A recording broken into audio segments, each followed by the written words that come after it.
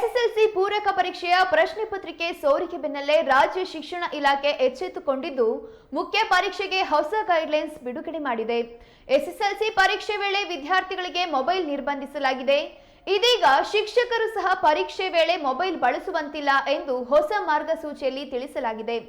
ಅಲ್ಲದೆ 2 ಹಾಗೂ 3ನೇ ಪರೀಕ್ಷೆ ಆಯುಕ್ತರ ನೇತೃತ್ವದಲ್ಲಿ ನಡೆಯಲಿವೆ.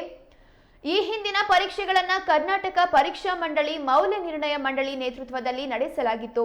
ಆದರೆ ಇದೀಗ ಹೊಸ ಗೈಡ್ಲೈನ್ಸ್ ಪ್ರಕಾರ 2 ಹಾಗೂ 3ನೇ ಪರೀಕ್ಷೆ ಆಯುಕ್ತರ ನೇತೃತ್ವದಲ್ಲಿ ನಡೆಯಲಿದ್ದು ಡಿಡಿಪಿಐ ಹಾಗೂ ಬಿಇಒಗಳಿಗೆ ಪರೀಕ್ಷೆಯ ಜವಾಬ್ದಾರಿ ನೀಡಲಾಗಿದೆ.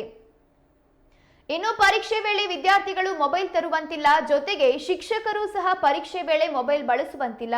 ಇನ್ನು ಪ್ರಶ್ನೆ ಪತ್ರಿಕೆ ಸೋರಿಕೆ ಅವ್ಯವಹಾರ ನಡೆಸದಂತೆ ಖಡಕ್ ಸೂಚನೆ ನೀಡಲಾಗಿದ್ದು ಪ್ರಶ್ನೆ ಪತ್ರಿಕೆ ಸೋರಿಕೆ ಮಾಡಿದವರ ವಿರುದ್ಧ ಆಯಾ ಪೊಲೀಸ್ ಠಾಣೆಯಲ್ಲಿ ದೂರು ದಾಖಲಿಸಬೇಕು. ಪ್ರಶ್ನೆ ಪತ್ರಿಕೆಯನ್ನು ಮುಖ್ಯೋಪಾಧ್ಯಾಯರೇ ಡೌನ್ಲೋಡ್ ಮಾಡಬೇಕು.